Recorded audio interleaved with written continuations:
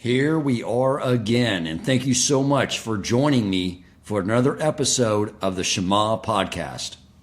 I want to share with you something it's really quite remarkable. It is a prophecy that was provided to us in the Torah about something that would occur near the end of days, the period before the coming of Mashiach and the revelation of the Almighty, but not to just the Jewish people, but to the world at large. When you look at the history of the Jewish people, it was initiated by Abraham. He initiated a revelation from below by working on himself through contemplation, logic, and reasoning that there is only one God and everything is God, perfecting himself and aligning himself to receive prophecy. And as a result of his merit, his descendants received the next revelation, the revelation that was initiated from above. We were in Egypt, in slavery, and through the miracles that brought us out of Egypt and through the national revelation at Mount Sinai, we received the Torah. And if you read the Torah, especially in the parshas we're reading right now, this was all by design because it was initiated from above the second time. Since it was given to us versus us initiating it from below, it didn't hold. And so the Jews were exiled throughout the world in order to become a light into the other nations. And we have influenced them in a very positive way.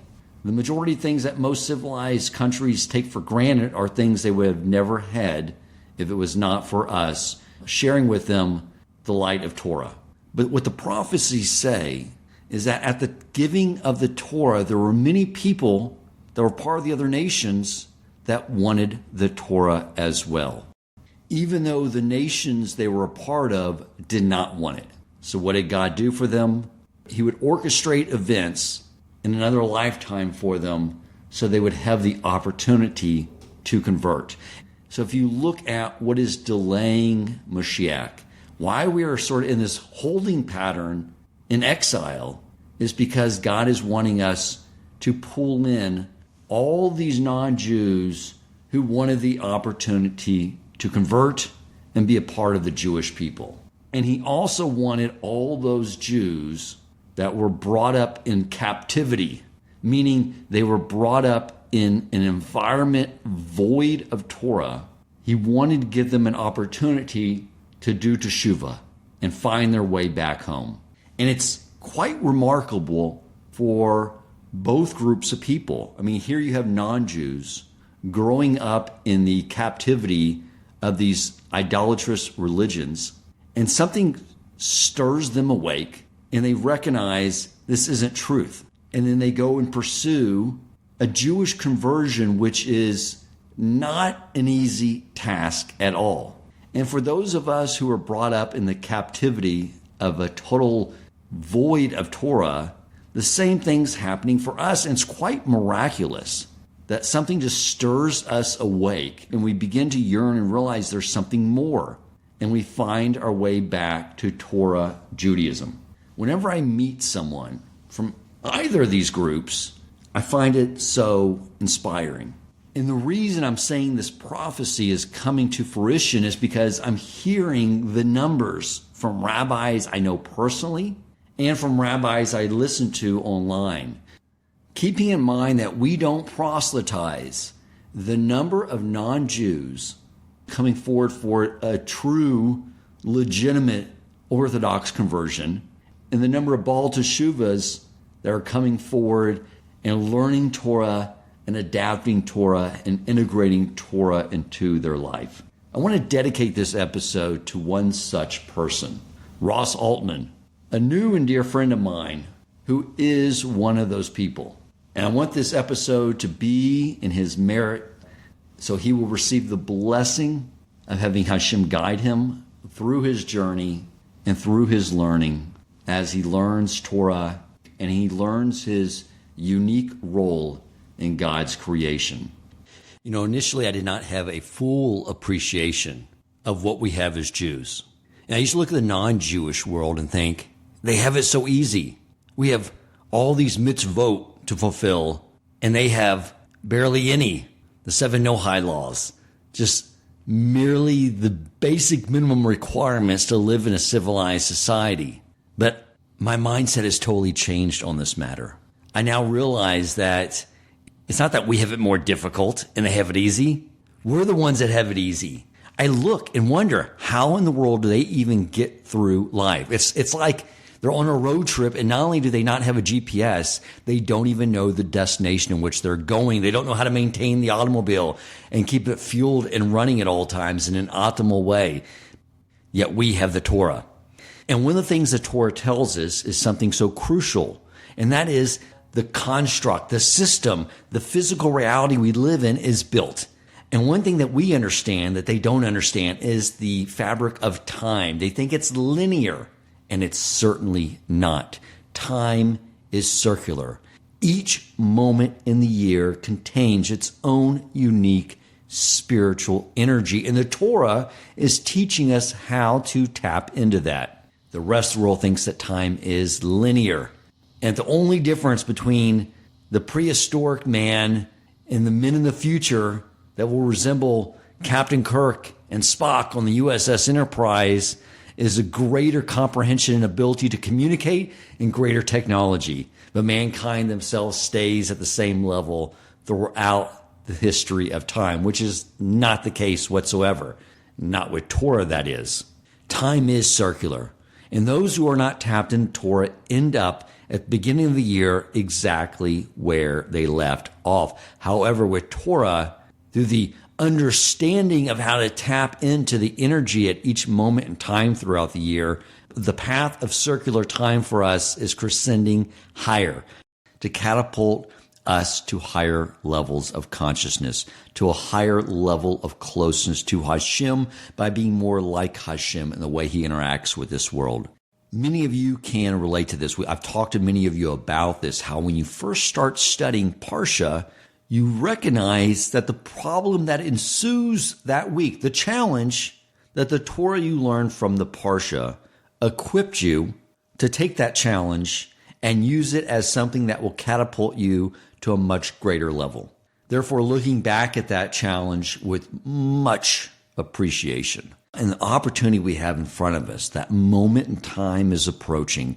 I mean, it's occurring right now as we are in the month of Elul. As we approach Rosh Hashanah, then Yom Kippur, then Sukkot, and all the way to Simchas Torah, this is the time that we can move to such a greater level. I asked Rabbi Bucsko, the average rabbi, to come on and tell us everything we need to know to harness this time of year. Welcome to the Shema podcast, the podcast for the perplexed, where Torah insights intertwined through personal stories as well as interviews with leading Torah scholars demonstrate the empowering qualities of Torah and mitzvot. For more great Torah learning through Torch, the Torah Outreach Center of Houston, go to torchweb.org. Now to the show. So welcome, Rabbi Bucsko, the average rabbi. How are you today? I'm doing fantastic. Dan, thank you so much for having me on again. Pleasure to be here. I love having you on. It's a deep topic. Whenever I need a deep thinker, you're my man.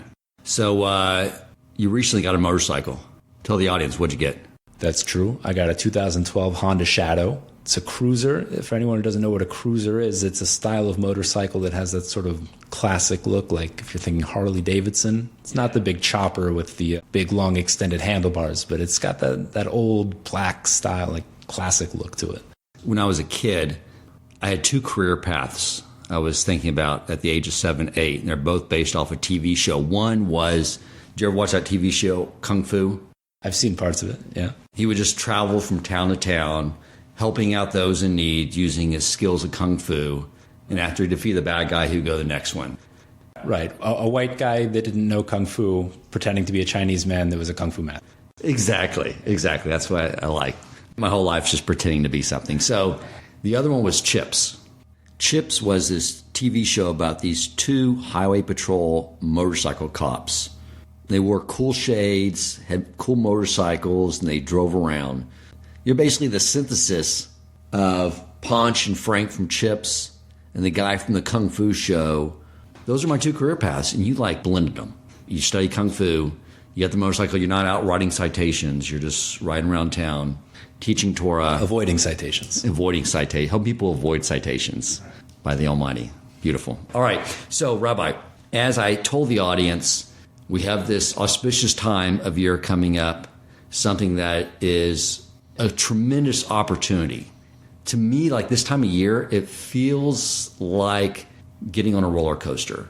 And when you're creaking up near that top, that first big drop, you're filled with apprehension, anxiety, and excitement because you know what's coming ahead of you when you hit Rosh Hashanah. And the thrill of the ride and the twists and turns through all the holidays, through Sukkot. And the goal here as Jews is that we don't end the ride getting off where we got on, but at a much higher level. What do you think of that analogy? Absolutely. Yeah. Elul is an interesting time because, like you said, there's that aspect of the apprehension that we're approaching the day of judgment, right? Right. But on the other hand, there's something that I'll reference later on in the podcast that the word Elul, the month of Elul, it's Aleph Lamed Vav Lamed. And we have a Kabbalistic tradition that it is an acronym for a section of a verse in Song of Songs, which is this beautiful romantic song between God and the Jewish people. This section of the verse that says, Ani la dodi v'dodi li, which means I am for my beloved, and my beloved is for me.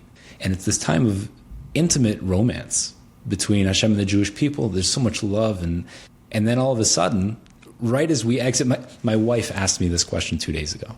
Right, so this is where this came from. She said, what's the deal with this? We're Ani la dodi v'dodi li, all this beautiful romantic love. And then a day later, we jump into Rosh Hashanah, and now God is deciding if he's going to kill me or not. Right. What happened to the romance? Like talk about a roller coaster. That's a pretty extreme change, right? So that needs to be understood. What's that dynamic? And how do we balance this fear and trepidation and this apprehension for this day of judgment as we're going through Elul? And also what our sages are telling us that it's a time of love, that needs to be understood as well. Yes. Excellent. So let's dive into it. Why don't you just walk us through like the period we're in right now. As I was told, it's like the King, the Almighty, is approaching his throne and he's walking through the fields. He's very approachable right now. And I've noticed too, there's some things I've prayed for that have immediately come back to me. I knew that like one of the things I had to do was increase my study time. But I'm just exhausted at the end of the day. I wake up at 5, by 7, I just didn't want to do it like every single night. I need to make sure I was davening with a minyan and that I was studying. So I just booked myself with a rabbi at the Kollel that's teaching me Talmud. It's like every night, like I'm busy. But then after I booked it, I told Hashem, like, you have to give me now the desire to want to go do this, to wake up in the morning and study, to work all day, to go there. You have to give me the energy for it. You have to give me the resources and the desire to do all these things. And literally, very quickly, my whole perspective changed to where even at the end of the workday, I have the energy, I'm excited, I'm watching the clock till it's 8 o'clock, so I can go meet the rabbi and begin learning. I mean, it like literally came right back to me. So I'm sensing this moment in time and how we can use that to our advantage. That's incredible. I've had similar experiences in the past, especially during my early days of becoming religious when I was in yeshiva. Elul is my favorite time. There's so much energy packed into this month and so much excitement. I noticed that outside of the yeshiva world, there's less of that. There's more of the fear of the judgment. But when you're surrounded by a group of people that are really trying to better themselves and learn and study, and in a position that you're in right now, which is pretty unique, I would say I give you a lot of credit for that, for bringing that upon yourself and taking that initiative to bring in that energy to want to go and learn. It's an incredibly ecstatic experience to go through this month. Well, it seems like always if you're asking the Almighty for something to serve him, you're going to get it. 100%. But I was surprised at how quickly that just sort of shifted within me. There's something I relate to about what you just said there. When I was single in yeshiva, I used to smoke pretty heavily, about a pack a day. And at a certain point, I knew I got to stop this.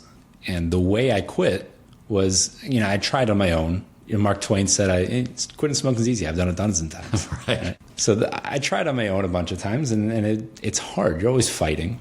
The way I was really able to do it was every time that I wanted to smoke, I just asked Hashem to take away the desire to smoke.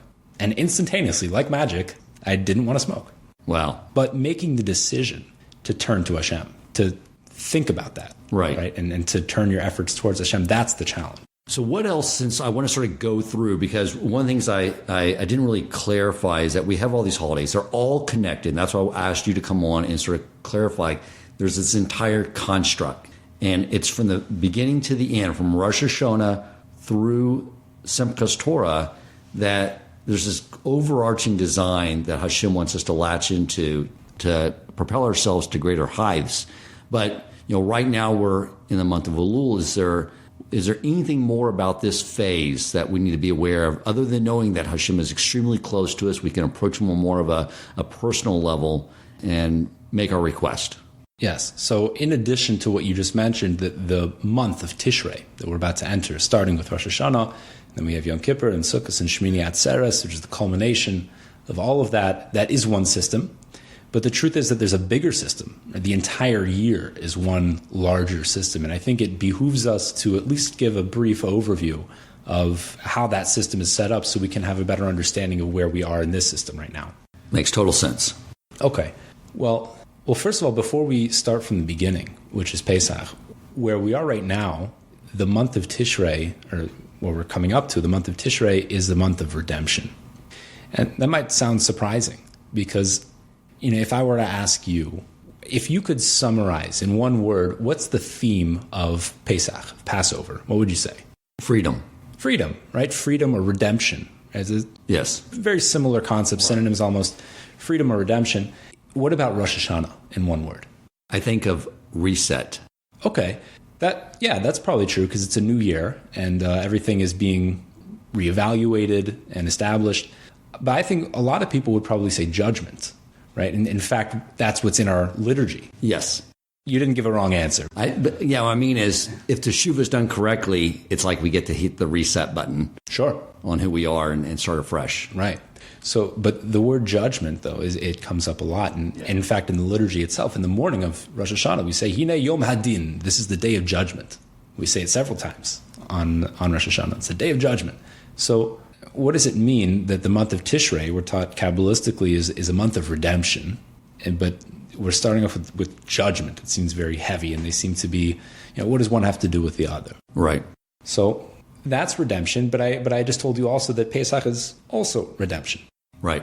So we need to understand, Rav Noach Weinberg, who was the Rosh Hashiva, the founder of Eish Torah and many other institutions, massive individual who changed countless lives, including my own, even though I never met him personally.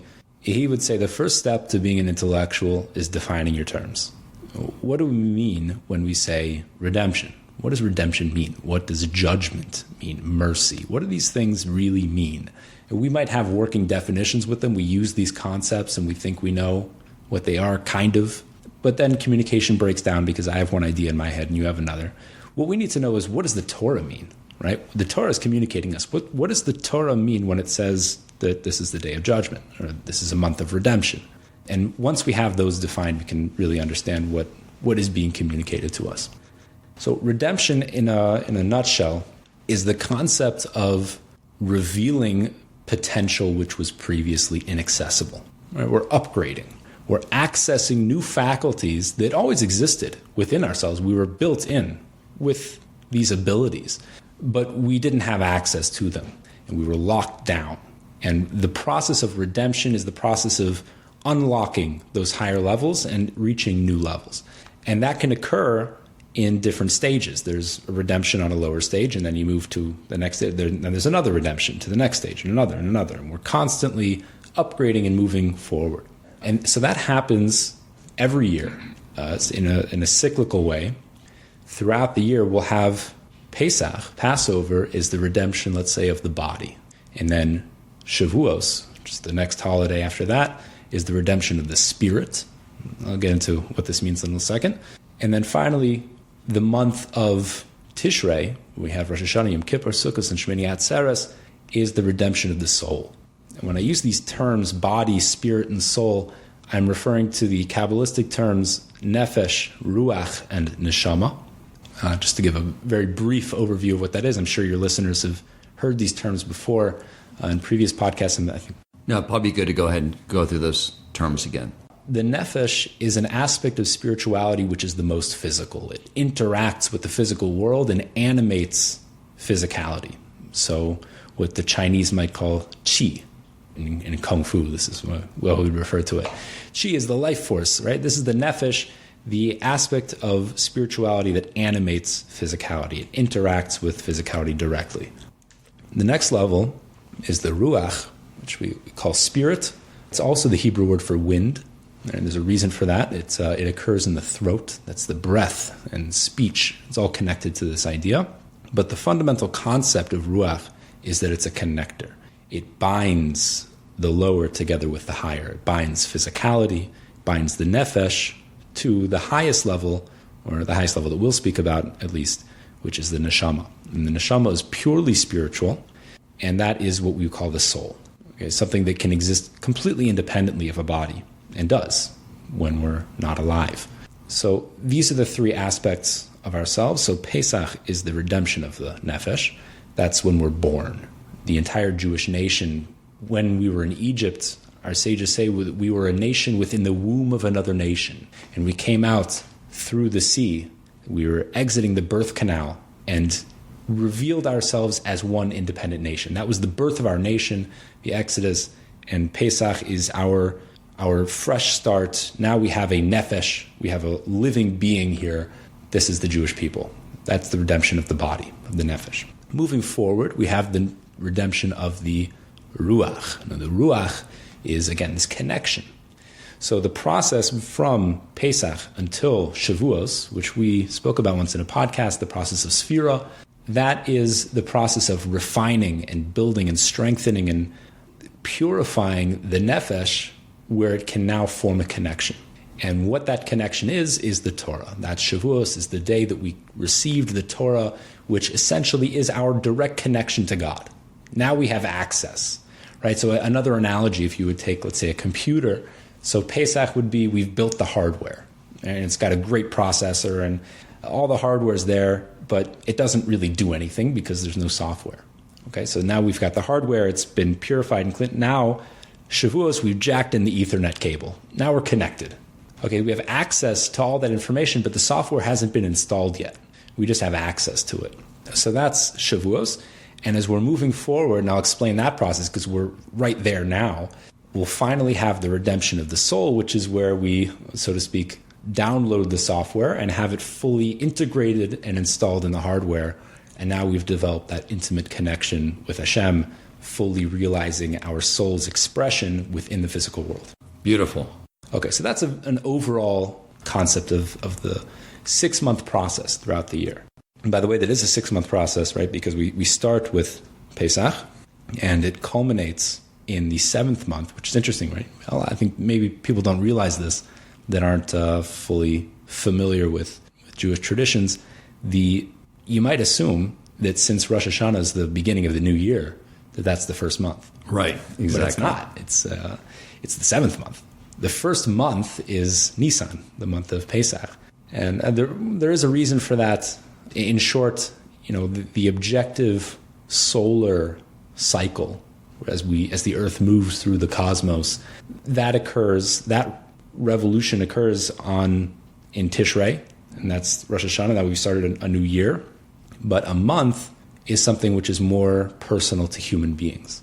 We have control over the months. We decide if it's going to be a 29-day month, a 30-day month. We have access to that. The moon is representative of the Jewish people. It waxes and wanes. And so that's more personal to us. So through our process of growth through the months, we start our process with Pesach, as we just described. That's our birth. And then we continue on. So that's why the months are counted first from Nisan and then so on and so forth. So now we're in the 6th month right now. We're about to enter the 7th month of Tishrei. Now, I'm glad you went into this because you're right. To understand the construct of the system, it doesn't make sense to parse out 30 days in isolation, but to give a macro view of how everything's really tied together. Good. There you go. Okay, so now where are we right now? This is your question. We are in the process in between as we described, the redemption of the Ruach and the redemption of the Neshama, right? In between Shavuos and Sukkos, or Rosh Hashanah. And what that means is that we've established a connection. So now we're ready to start building a relationship with Hashem. What we've just experienced before Elul, in these summer months, the month of Tammuz and then the month of Av, is months of sadness and mourning. Now, what it's not is months of depression. And depression has no place in Judaism whatsoever. Depression is evil. It's meaninglessness. It's emptiness. There's no place for that in a Jewish heart. Right? We're always connected to Hashem. What it is brokenheartedness. It's pain. What we're focusing on during that time is we've established a connection with God through receiving the Torah. And what we come to fully realize during this mourning period is how far away we are from Hashem. We have this connection, but it's pretty broken and it's damaged. And the degree to how much pain you feel from a broken relationship is how much you love the person on the other side. It's about, during that time too, creating a sense of yearning for what you don't have, a recognition of what you lack, which creates more of a desire. It creates this, like, you're creating this pressure to move forward towards something by recognizing what you lack in it. It's exactly the purpose. Exactly. So the degree to which you are cognizant of that, cognizant of how much of a relationship you should be having with Hashem and how much you want, that's how much pain a person will be feeling during this time. We're meant to focus on that, feel that pain, really endure it, not run away from it, not hide and try to dull it, because then that desensitizes us to the relationship. But the more we feel that pain and we feel that distance, like you said, what it should do is provide an impetus for us to take action and move forward. And so after coming out of that process, after Tisha B'Av and recovering from that, now we're in the month of Elul. Now we should be properly inspired to start engaging and building the relationship with Hashem. So that's Ani l'dodi v'dodi li. I am for my beloved is for me. I'm ready now to rebuild the broken relationship that my soul should have with God. Beautiful. That's Elul. We're meant to be building. And then what happens on Rosh Hashanah is the beginning of a whole new process. The process is the ultimate redemption of the soul, as I mentioned earlier, and we'll get to understanding what that really means in just a little bit. But we start with Rosh Hashanah because it's really the evaluation period. You've had this time during Elul to build the relationship. Where are you? How have you done? Right? This is Rosh Hashanah.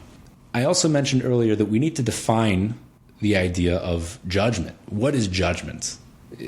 I think this is probably one of the most misunderstood ideas.